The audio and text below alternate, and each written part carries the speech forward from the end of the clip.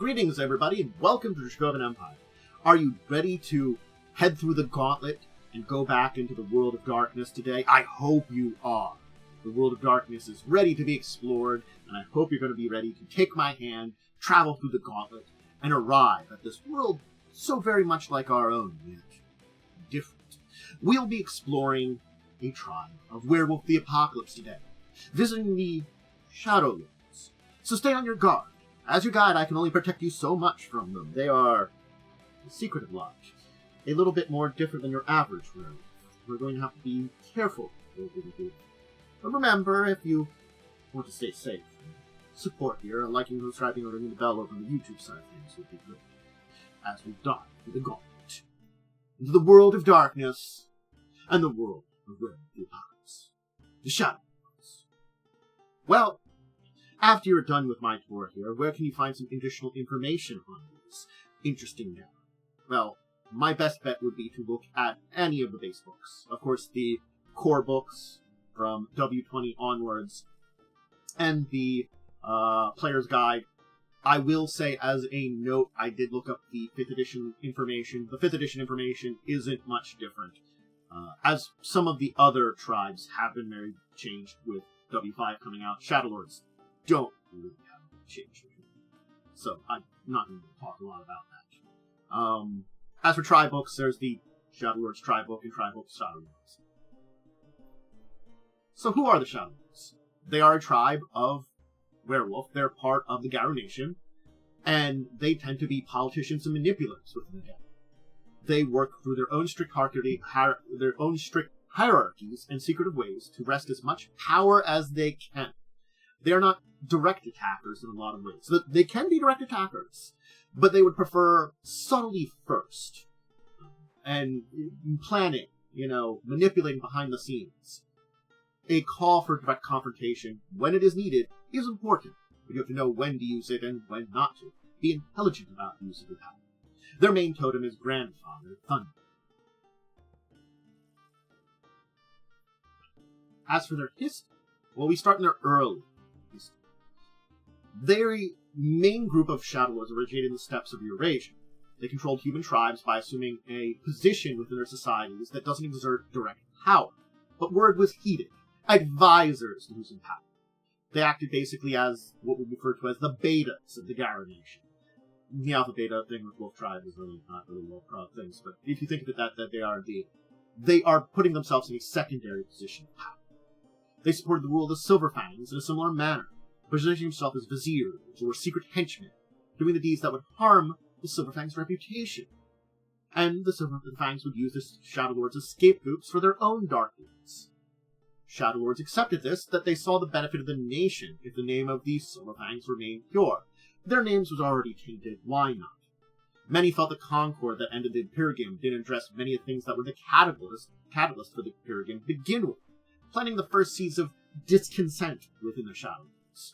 During this time, they also followed herds into Eastern Europe, where they become involved in intense war with local leeches, aka vampires, the Semichi. A long-standing war we'll talk about a couple of times today. They had very little involvement with human civilization of antiquity, instead dwelling with the barbarians who eventually would sack Rome. Some had traveled there as ambassadors to the Fangs and found a suitable role amongst the senators. These Shadowlords taught their many brethren many of the tactics used in Romans, and when the time of their tribe arrived, with the Slavs during the Great Migration that spread over Europe. So basically, they took what they needed from Rome, but weren't against then Rome being sacked. We get to the Dark Ages, which is an interesting mixed bag. There was a distaste for Christianity amongst the humans. This institution of church alienated people from their tribal roots, and it made it more difficult for Shadowlords to exert influence over them. The kind of uses and extortions that they used to coerce people to do their building, it wasn't great on institutions as a whole. Also during this time period, vampire influence grew. And Shadowlords found themselves besieged in their homelands by hordes of wormspawn. Otherwise than these things, the Dark Ages actually were a pretty good time to be a Shadowlord. They focused on the Byzantine. One of the empires, Justinia, actually claimed to be a tribe kin So, yeah, the focus on the Byzantines is important. And the Balkans. They consolidate their hold over humanity, dividing them, keeping them confined within rural villages. Basically, they used their shadowy control, lived up to their name as Shadow Lords to, do that. A lot of Shadow Lords were impressed with early advances in Islam, in fact, and inserted themselves into its ranks, despite the loss of kinfolk suffered at the hands of the Saracens. They didn't adopt the religion for themselves, but they came to admire its eternal workings and chose some of the Moorish population as kin. The same held true of Mongols and produced some of the early Hakan. We'll talk about the Hakan a little bit. I might do a video on I think I'll do a video on their own in the future, but we'll talk about them as an offshoot of the Shadow Lords. But you can see that they weren't against inserting themselves and getting kinfolk in human societies in order to influence them. Then we reach the 1400, 1456 to 1462. And the Shadow Lords had a new enemy, born from their homeland. Vlad Tepes, the Impaler Dracovin. He enjoyed some early support from the tribe in this region to advance his attacks against the Turks. He then consorted with the Semiche and turned into a Semiche himself. The Lords continued to protect him. They wanted to protect their kin from the Turks, but they also didn't want the Wormspawn war leaders in charge. So it was kind of like this weird position they were in. In the end, though, they arranged for Dracula's imprisonment by the hands of Matthias Corvinus, King of Hungary. Shadow Lords have claimed to have killed Vlad in 1475, but it is a known fact in Vampire the Masquerade that Dracula survived in the final nights. So, they didn't do a good job. Sorry, Shadow Lords. Dracula's still around and cooking. Kicking. Cooking? Don't mind my English today. Now we reach the Renaissance. The Shadow Lords arranged for themselves with the Turkish domination of the domain. The illusion of control over humanity had been broken. The Lords saw that the Gaur had failed in their mandate to control the mortal herd. That's what happened. They're like, we've been trying to manipulate things. This is the time they've broken away from us. Discovering the New Worlds by Spaniard marked a dark chapter for them. And it's one of the few things that the entire tribe is remorseful for. That's an important thing. This is something that a lot of the actions the Shadow Lords have taken, they don't regret. This is an event they do. The extinction of the Amazons. The Werewolves. Because they failed to keep Dracula in check and it made them make hasty judgment when they are faced with Amazons. Kind of vampire bats. So they're similar to those vampires in Europe. And there was some worm taint in Mesoamerica civilizations. They snapped. Other Pharaoh, like the Balam Mokle, were faced their rage but managed to keep themselves alive. Yeah. Dark Claw of Vengeance, Shadow Lord, was the one that slaughtered the last Amazons. And its death scream echoed the entire tribe, forcing even those in Europe onto their knees with grief. They didn't understand the reason for this until much later. The Shadows claimed that the Pure Lands were overrun with corruption, most visible in the Aztec Empire, whose secret ruled by horrible abomination. Which, in their terms, it's technically kind of there. It was but the Scream of the Last Amazons also reawakened ancient war monstrosity known as the Storm Eater. I'm sure if you've seen any of my other videos, you know that the Storm Eater has been mentioned previously, as it did a lot of damage in the American West. But it wasn't a Shadow Lord then, Darkness Rising, who convinced the European tribes to participate in the rite to bind that bane again, and basically defeat the Storm Eater. So, realizing that they were kind of the cause of Storm Eater to a degree, just a little bit, they did something to stop it. We reached the Victorian Age, and back in Europe, the Silverfangs earned the ire of the Shadow Lords when they messed with the power structure of the Balkan states by following their Russian kin. Infighting in the Silverfangs, especially between House Steer Hal and House Crescent Moon, destroyed the precious status quo the Shadow Lords had insinuated. The Fangs managed to free the Sept of the Night Sky from Semiche hands. That event sparked an even greater leech influence, as many elders turned their eyes to vengeance against the werewolves and came against them, basically freeing what the Semiche had taken control of, pissed off all the vampires. vampires are very political, and you probably could have dealt with it, but Silverfangs, Shadowlords, they're never really going to do a lot of politics. We can see it kind of almost work with Dracula, but yeah. The Great War, World War I, sparked the Bolshevik Revolution in Russia that ousted the Silverfangs from positions of moral authority.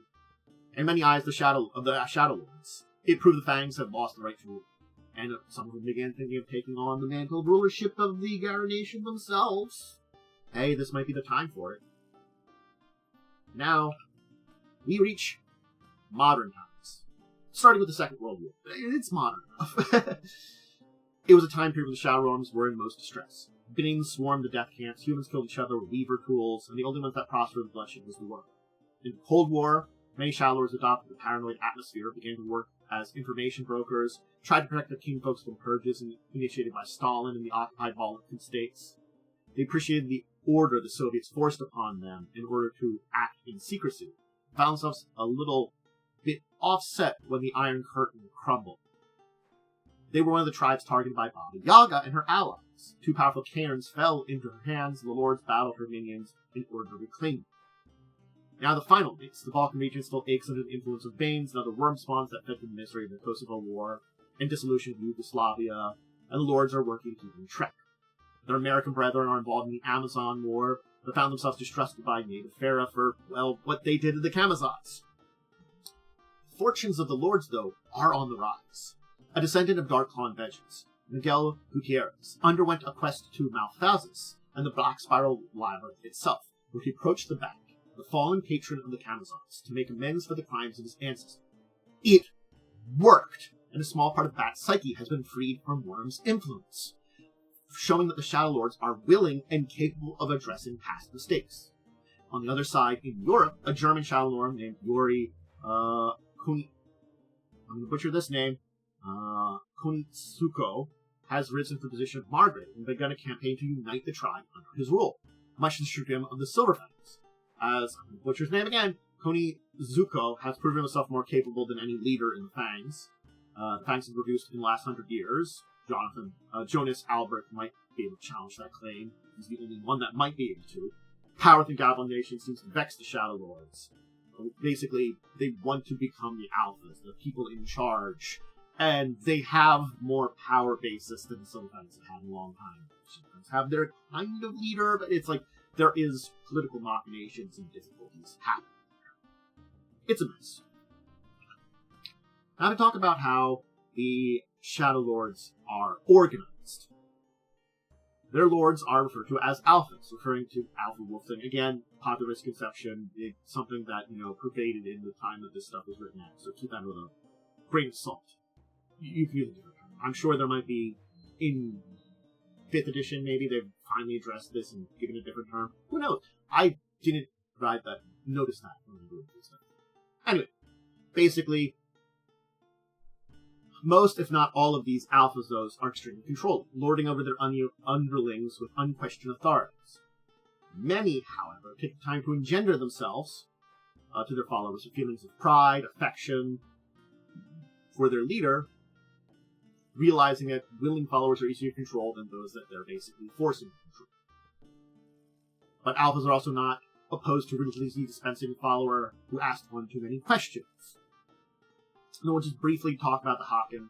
I do want to talk about them, I think, in their own video, as they're a tribe of Hengyoke that are basically Japanese Shadowlords. Basically, they're not the same tribe anymore. They split away from them long ago, with their own codes and stuff. So, though they are originally kind of, it looks like, descended from Shadowlords, they are their own tribe. So keep that in mind. And that's why we'll talk about them on their own. But mentioning their connections that kind of exist here is an important thing to kind of figure out that, they're distant relatives of the Shadowlords. Those that, again, they created King Mongols, then that connection headed east. And the people that headed that east that way became their own thing. Now there are some camps we can talk about. Major camps. The Lords of the Summit, the largest camp. It tends to be the most stereotypical Shadowlords, power-hungry, manipulative, ambitious, arrogant. It doesn't make them any less dangerous. Bringers of Light is a group of Shadow Lords that receive something close to general respect. These Shadow Lords are ones that interact with evil powers, such as Backspiral Dancers or vampires, and bring them down from within, basically. So the Bringers of Light, a little bit more respect than the others, just with their actions. Children of the Crow take the Crow as their totem, and they act as advisors or fixers to leaders within the Garrow Nation, supporting the strong and wise by applying the downfall of the unworthy. Judges of Doom are all Philodoxes. They seek out and punish those who break the litany. Children of the Bat are very new canon. They follow the recently redeemed totem of the Bat and uses power on Bat's behalf. Basically, they're the group that are, continuing the redemption in the Amazons. And the Lazarite movement is a pan-tribal movement dedicated to equal rights, or any right in some cases, for menace.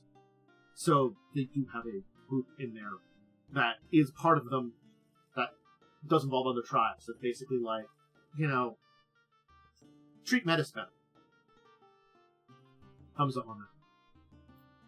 Let's talk about their cultures. It's a group that emphasizes brains over brawn.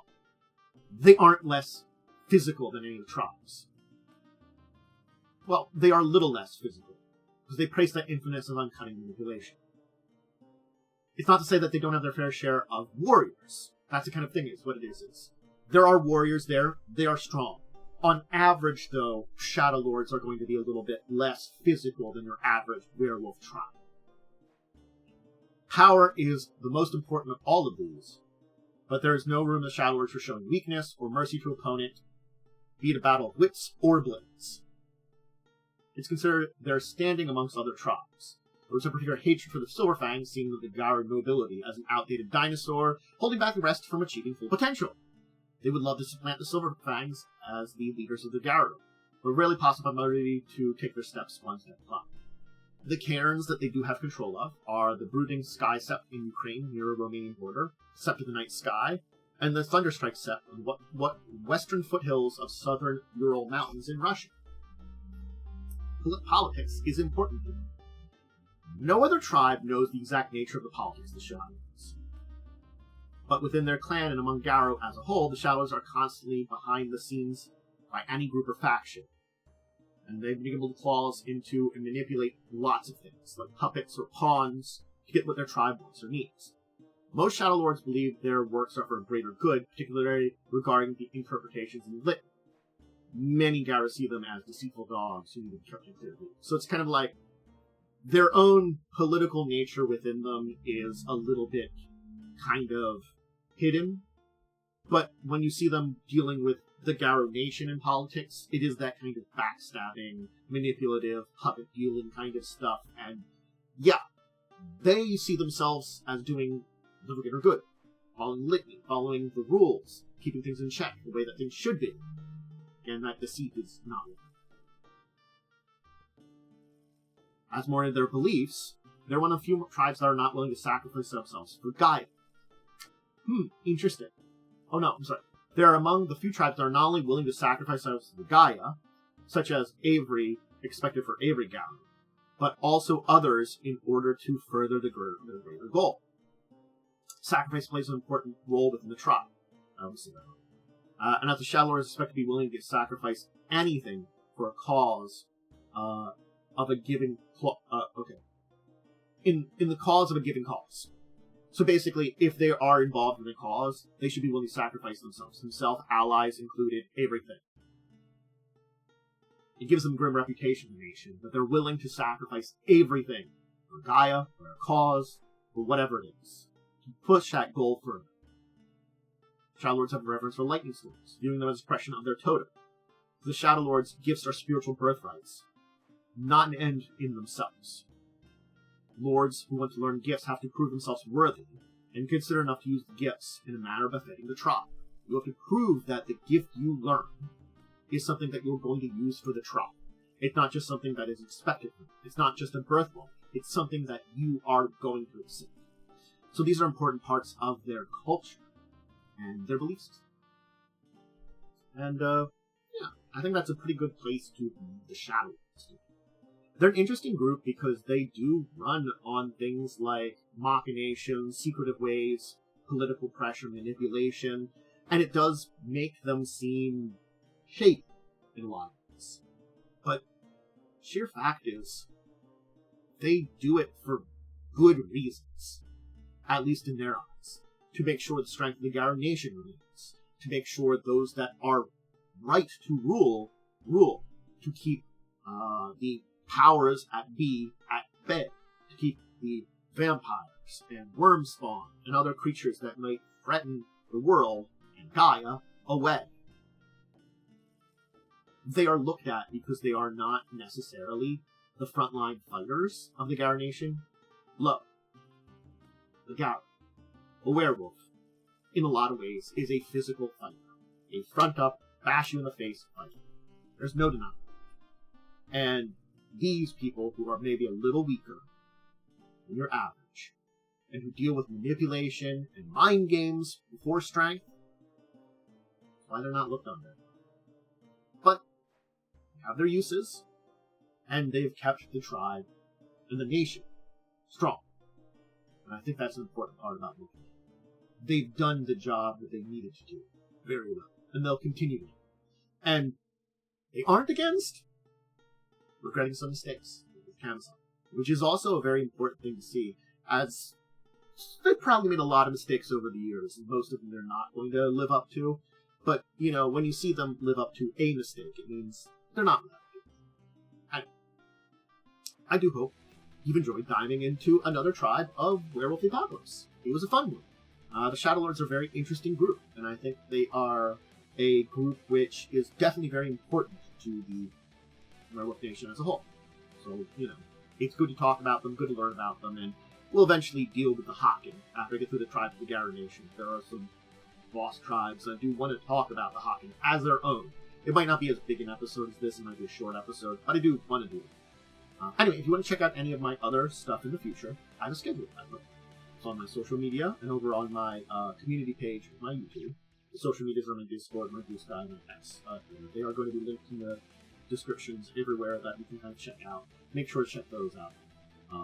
That'll give you that schedule that I'm going to have, which is all my Twitch schedule and my YouTube upload schedule. Just gives you when I'm uploading stuff on YouTube. That's usually pretty exact, and when I'm going to be streaming on Twitch. That one's a little bit more open-ended, just because of life stuff. It's a little more flexible on the Twitch side. But I am trying to work on getting it a little bit more exact. Keep the idea open to the social media to see when things are actually happening. Social media, hey, great, check up on them. I do other stuff on social media, so that's a lot of things. Make sure to check out my other stuff that I'm doing. You can go check out my old plays of TTRPGs, my full playthroughs where I did some people, live plays. Those are really good and fun. I've got a World of Darkness one. It's Vampire. It's a World of Darkness, Legacy of the King. Check that out. I'll be doing more shows in the future, and then discussing Tabletop Saturdays at 6. Talk about these a week more. I think it's all the shoutouts I need to do. I never remember if you should say at the end of these, but that's just... Alright, everybody, I'm going to get going. I hope you enjoyed today. And until the next time we talk about Werewolf, something else in the World of Darkness, or anything else, I bid you all out there a deep and wonderful farewell.